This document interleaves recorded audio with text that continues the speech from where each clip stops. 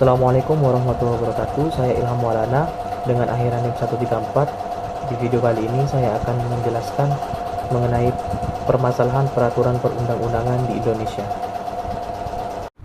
Pada setiap negara hukum, peraturan perundang-undangan memiliki fungsi yang sentral dan strategis karena ia menjadi dasar legalitas dalam dialektika kehidupan sehari-hari. Dalam konteks negara hukum modern, bahkan fungsi hukum bukan hanya sebagai alat pengendalian sosial untuk menjaga ketertiban masyarakat, akan tetapi juga sebagai instrumen yang menggerakkan perubahan masyarakat ke arah yang diinginkan. Artinya, hukum adalah sarana yang menghadirkan kesejahteraan dan keadaban publik. Maka salah satu yang harus dilakukan adalah negara melaksanakan agenda pembangunan hukum nasional yang terarah, terstruktur, dan berkesinambungan dalam kerangka Pancasila dan Undang-Undang Dasar Negara Republik Indonesia tahun 1945. Pembangunan hukum nasional yang dimaksud adalah salah satunya adalah melalui proses pembentukan peraturan perundang-undangan dalam setiap jenis dan tingkatannya. Mengingat tugas dan fungsi hukum, maka peraturan perundang-undangan dalam segala jenis dan hierarkinya haruslah saling berkaitan, harmonis, sejalan dan tidak tumpang tindih sehingga dapat menunjukkan suatu konstruksi hukum yang utuh, efektif, efisien dan menyeluruh. Apabila keterkaitan dalam keserasian antar regulasi tersebut tidak terwujud dan sebaliknya terjadi konflik, tumpang tindih, inkonsistensi, multitafsir dan duplikasi baik secara vertikal maupun horizontal, maka sistem hukum nasional tidak dapat berjalan efektif dan efisien.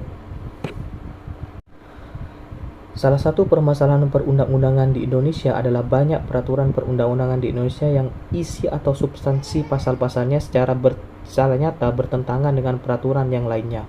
Konflik regulasi tersebut terjadi pada tingkatan peraturan perundang-undangan yang sama tingkatannya maupun perundang-undangan yang berbeda tingkatannya.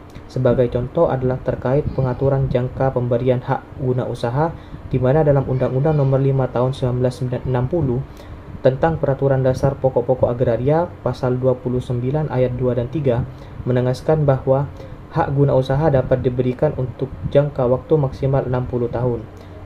Sedangkan dalam Undang-Undang Nomor 25 Tahun 2007 tentang penanaman modal pasal 22 ayat 1 huruf A menegaskan bahwa pemberian hak guna usaha diberikan dalam jangka waktu maksimal 95 tahun.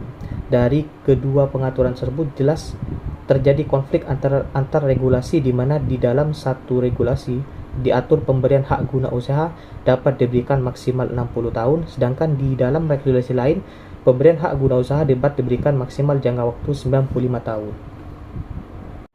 Maka dari itu, dari masalah tersebut pemerintah harus segera merumuskan dan melaksanakan suatu agenda reformasi regulasi yang disesuaikan dengan sebab mengapa permasalahan regulasi tersebut muncul, sehingga solusi yang ada nantinya sesuai dengan keadaan regulasi di Indonesia.